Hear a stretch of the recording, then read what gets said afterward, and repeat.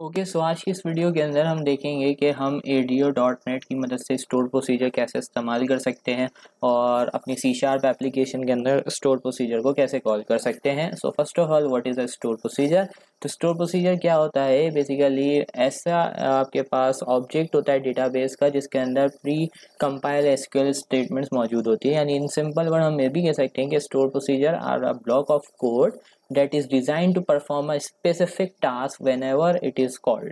यानी जब भी हम उसको कॉल करेंगे तो उसको हम जो है हमारे पास वो स्पेसिफिक कोई टास्क परफॉर्म करेगा। Let suppose it can fetch the record of the student, it can fetch the record of the student that belongs to particular city, particular age group, that is vice versa. तो इस तरह से हम store procedure बना सकते हैं। सो आज की इस वीडियो के अंदर हम सबसे पहले क्या करेंगे कि हम कोई एक एग्जांपल लेंगे और उसके अंदर पहले हम स्टोर प्रोसीजर बनाएंगे और फिर उस स्टोर प्रोसीजर को हम कॉल करेंगे अपनी C# एप्लीकेशन के अंदर। सो यहाँ पर डेटाबेसिस में आते हैं तो ऑलरेडी हम जो है यहाँ पर एक डेटाबेस यूज़ कर रहे थे, तो मैं यहाँ से स्टूडेंट DB1 डेटाबेस को सेलेक्ट कर लेता हूँ और इसके अंदर हमारे पास ऑलरेडी कुछ टेबल्स मौजूद हैं। सो स्टूडेंट का टेबल मौजूद है। सो हम क्या करते हैं, यहाँ से क्रिएट करते हैं, ओपन कर लेते हैं डेटाबेस को और यहाँ से मैंने स्टूडेंट DB को सिलेक्ट किया हुआ है। मैं आपको सेलेक्ट करके दिखा दूँ, यहाँ पे सिलेक्ट ऑल फ्रॉम स्टूडेंट्स। तो हमारे पास स्टूडेंट्स का टेबल मौजूद है, तो यहाँ पर स्टूडेंट्स के टेबल में ये पर्टिकुलर डेटा हमारे पास मौजूद है। सो सबसे पहले हम एक स्टोर प्रोसीजर बनाते हैं। तो हमारे पास दो टाइप्स के स्टोर प्रोसीजर होते हैं। एक ऐसा procedure that is without a parameter, यानी उसके अंदर कोई पैरामीटर नहीं होता। तो हम सबसे पहले ऐसा जो है ना स्टोर प्रोसीजर बनाते हैं। तो हमने कहा क्रिएट प्रोसीजर, लिखने का तरीका क्या है प्रोसीजर, और इसके बाद हमने कहा SP गेट स्टूडेंट्स। तो ये हमने यहाँ पर यूज़ कर लिया। अब आपको नहीं पता कि हमने SP क्यों यूज़ किया है, तो basically that is the convention with the store procedure. तो आप जो है मेरी सीरीज़ देख सकते हैं SQL सर्वर की, जिसके अंदर मैंने स्टोर प्रोसीजर के हवाले से वीडियोस बनाई हैं। मैं यहाँ पे आई कार्ड के अंदर मेंशन कर दूंगा, तो आप वहाँ से भी देख सकते हैं। तो मैंने कहा सिलेक्ट ID, STD नेम, और अगर हमें सारा ही डेटा चाहिए तो मैं यहाँ से सिलेक्ट ऑल फ्रॉम स्टूडेंट भी लिख सकता हूँ, स्टूडेंट्स। सो ये मैंने यहाँ से लिखा और क्रिएट किया, तो हमारे पास एक स्टोर प्रोसीजर बन गया। स्टोर प्रोसीजर को कॉल करना है, मैं लिखूँगा SP गेट, मैं लिखूँगा SP गेट स्टूडेंट्स और यहाँ पर जाता हूँ तो देखो ये कॉल हो गया। ठीक है, ये कॉल हो गया, यानी इसको हमने कहा ना जैसे कि प्री कंपाइल कुछ स्टेटमेंट्स होंगी SQL की, उसको फिर हम कॉल करेंगे। जैसे ही कॉल करेंगे वो हमारे पास आ जाएंगे। अब नेक्स्ट स्टेप क्या है, नेक्स्ट स्टेप ये है कि हमें देखना है कि अगर हमें स्टोर प्रोसीजर को C# ADO.NET के अंदर कॉल करना है तो उसके अंदर हम कैसे कॉल करेंगे। सो अभी तक जैसे कि हम SQL कमांड वगैरह यूज़ करते आए हैं, SQL कमांड का ऑब्जेक्ट, तो उसके अंदर हम जब कमांड टेक्स्ट लिखते हैं तो अब कमांड टेक्स्ट के अंदर हमें इंसर्ट जो है ना क्यूरी वगैरह पास करने की ज़रूरत नहीं है, बट हमें एक एडिशनल स्टेप करना पड़ता है। अब हमें CMD के ऑब्जेक्ट को ये भी बताना पड़ता है कि हमारे कमांड की टाइप क्या है। तो हमारे कमांड की टाइप अगर स्टोर प्रोसीजर है तो हम उधर डिफाइन करेंगे कि we are using a store procedure. अब कैसे करेंगे, तो हम विजुअल स्टूडियो की तरफ आ जाते हैं और यहाँ से मैं जाता हूँ और एक न्यू प्रोजेक्ट क्रिएट कर लेता हूँ जिसमें हम स्टोर प्रोसीजर का काम करेंगे। सो न्यू प्रोजेक्ट एंड मैंने यहाँ पर आके इसको कह दिया ADO स्टोर। ठीक है, तो ADO स्टोर्ड के नाम से मैंने एक बना लिया। अब इसके अंदर हम अपना कोड स्टार्ट करते हैं। सो सबसे पहले मैंने ऑलरेडी जो है वो कनेक्शन बनाने का कोड वगैरह लिखा हुआ है, सो मैं वहाँ से कॉपी कर लेता हूँ, फिर आगे कंटिन्यू करते हैं। ओके, सो यहाँ से आके मैंने यूजिंग नेम स्पेस ऐड करवा दिया, system.data.sql क्लाइंट, इसको ऐड करवा दिया। और जिस तरह से हम करते आ रहे हैं इस सीरीज़ के अंदर, हमने एक ट्राई ब्लॉक बनाया, उसके अंदर हमने एक कनेक्शन स्ट्रिंग का वेरिएबल बनाया, डेटा सोर्स पास किए डॉट, डेटाबेस का नाम अभी हमने देखा था, डेटाबेस का नाम है स्टूडेंट DB1 और integrated security SSPI because we are using the Windows authentication. अब यहाँ पर आके हमें क्या करना है, जैसे कि मैंने यूजिंग के अंदर SQL कनेक्शन क्लास का ऑब्जेक्ट बनाया है और उसके अंदर मैंने क्या पास कर दिया है, यहाँ पर कनेक्शन पास कर दिया है। अब इसके बाद यहाँ पर हमें क्या करना है, जब हमने SQL कमांड का ऑब्जेक्ट क्रिएट किया है तो यहाँ पे कमांड टेक्स्ट के अंदर अब हमें सिलेक्ट ऑल फ्रॉम स्टूडेंट पास नहीं करना, अब हमें यहाँ पर अपने स्टोर प्रोसीजर का नाम पास करना है। तो स्टोर प्रोसीजर का नाम था SP गेट स्टूडेंट्स, तो मैंने यहाँ पर स्टोर प्रोसीजर का नाम पास किया। उसके बाद मैंने कहा cmd.connection इक्वल्स टू कॉन। उसके बाद यहाँ पर आके मुझे एक और चीज़ स्पेसिफाई करनी पड़ेगी, cmd.command, और यहाँ पर हम लिखेंगे कमांड टाइप। तो कमांड की टाइप हमारी क्या होगी, हमारी कमांड टाइप जो होगी वो यहाँ पर हो जाएगी कमांड टाइप डॉट यहाँ पर आके स्टोर प्रोसीजर। अब इसके लिए मुझे ये नेम स्पेस इंक्लूड कराना पड़ेगा सिस्टम डॉट डेटा, तो मैं ऊपर जाके जल्दी से ये नेम स्पेस भी इंक्लूड करा देता हूँ सिस्टम डॉट डेटा। सो यहाँ पर आते हैं। सो यहाँ तक हमने सारा काम कर लिया, बाकी जो हमारा काम है वो ऑलमोस्ट सेम ही रहेगा जैसे हम पहले करते आ रहे हैं। तो अब इसके बाद मुझे क्या करना है, कनेक्शन को यहाँ पे ओपन करना है। तो मैंने कनेक्शन को किया यहाँ से ओपन। कनेक्शन ओपन करने के बाद मैंने SQL डेटा रीडर क्लास का ऑब्जेक्ट क्रिएट किया RD इक्वल्स टू cmd.execute वो रीडर, उसको कॉल कर लिया। और उसके बाद मैंने यहाँ पे व्हाइल लूप के थ्रू लिखा rd.read, तो हम 1 बाय 1 रीड कर लेंगे डेटा डेटाबेस से। अब यहाँ से हमें बताना है कि डेटा रीड करके कहाँ दिखाना है। अब ये हमारा टाइप ब्लॉक बंद हो रहा है, तो यहाँ से मैं कैच भी पास कर देता हूँ, इसका एरर भी ख़त्म हो जाएगा ई। और इसके बाद हमने यहाँ पर आके जो भी मैसेज वगैरह पास करना है वो हम यहाँ पर दे देंगे। तो CW console.writeline के अंदर मैं e.message प्रिंट करवा देता हूँ अगर हमारे पास कोई एरर जनरेट होता है। अब यहाँ पे मुझे वो डेटा फैच करना है, तो मैं यहाँ पर आके लिख देता हूँ पहले console.writeline के अंदर स्टूडेंट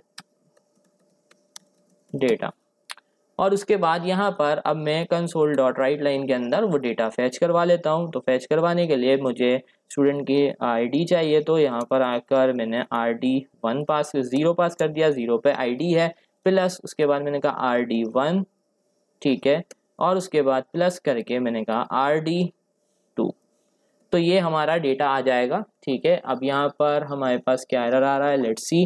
ठीक है, तो इसको मैं टू स्ट्रिंग कर देता हूँ if it's generating an error, तो यहाँ पर मैंने दे दिया। अच्छा, मैं एक काम कर लेता हूँ क्योंकि प्लस इशू आ रहा है, मैं इसको कॉमा से सेपरेट कर देता हूँ ताकि इशू ये ख़त्म हो जाएगा।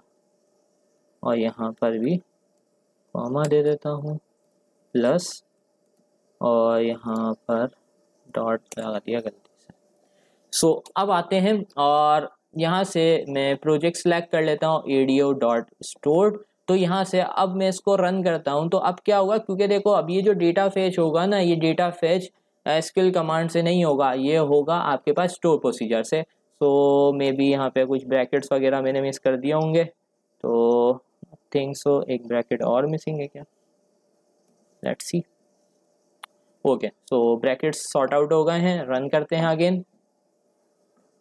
सो आप देख सकते हो ये स्टूडेंट का वही डेटा है जो अभी थोड़ी देर पहले मैंने आपको यहाँ पर SQL में शो करवाया था। मैं अगेन आपको दिखा देता हूँ, ये रुका क्यों नहीं हमारे पास, क्योंकि मैंने यहाँ पर console.read नहीं लगाया था। तो मैं लिखूँगा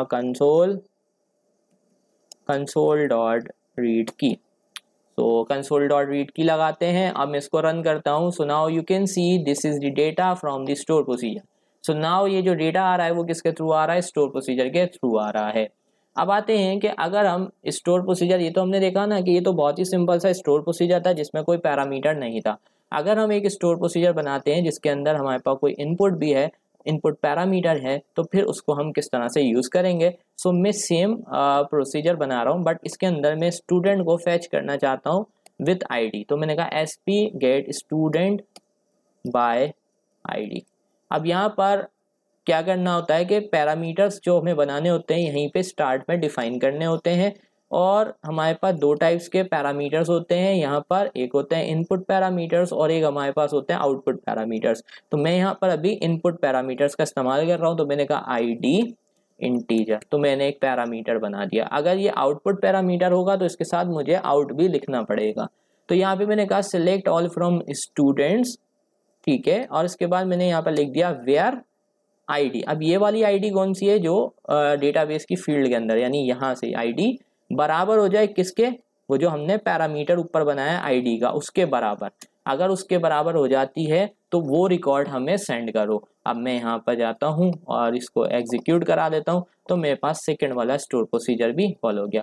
ठीक है, अब ये सेकंड स्टोर प्रोसीजर बना लिया, इस स्टोर प्रोसीजर को कॉल करना है तो मैं यहाँ पर जाऊँगा, उसके बाद मैं 1 पास करता हूँ। लेट्स सी कि हमारे पास रिजल्ट आता है या नहीं।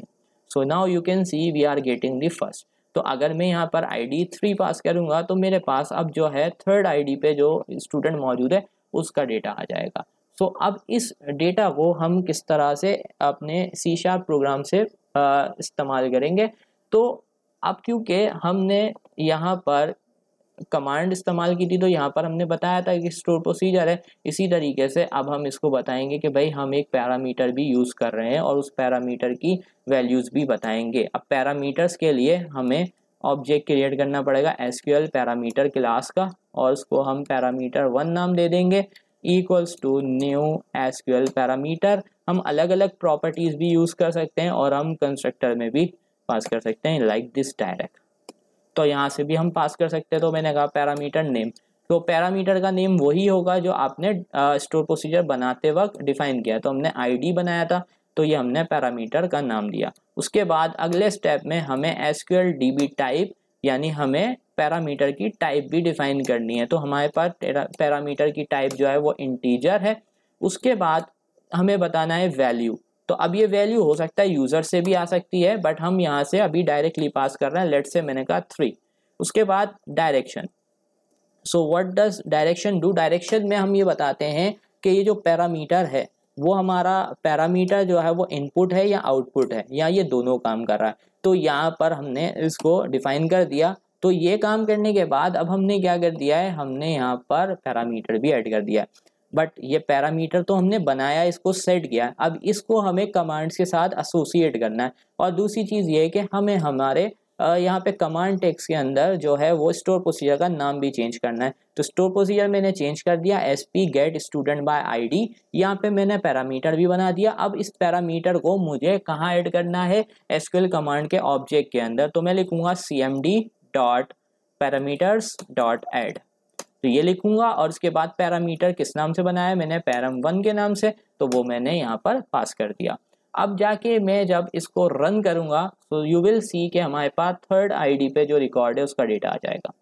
मैं ये भी कर सकता हूँ कि यहाँ पर मैं यूज़र से इनपुट ले लूँ, कि जैसे कि मैंने यहाँ पर एक इंटीजर बना दिया ID और मैंने बोल दिया कि भाई इसकी वैल्यू यूज़र से आएगी। तो मैं यहाँ पर आके ये भी कर सकता हूँ, मैंने कहा भाई console dot right line enter student ID, student ID दो, इसको मैं यहाँ से कंसोल डॉट राइट लाइन की जगह console dot right line right में ले लेता हूँ। उसको मैंने यहाँ से कट कर लिया और यहाँ पर हम ले लेते हैं यूजिंग के अंदर। और मैंने कहा कि ID जो हमारे पास है, तो यहाँ पर मैं इंट डॉट पार्स को भी यूज़ कर लेता हूँ। और यहाँ पर मैंने कहा कंसोल डॉट रीड लाइन से मुझे डेटा मिल जाए, जो भी ID मिलेगी वो ID के वेरिएबल में चली जाएगी। और यहाँ पर अब डायरेक्टली वैल्यू पास करने के जगह मैं यहाँ पर ID का वेरिएबल पास कर दूंगा। So now let's see what happens now. तो अब हम रन करते हैं, मैंने ID दी 2, तो जो 2 ID पे डेटा है उसका डेटा आ गया।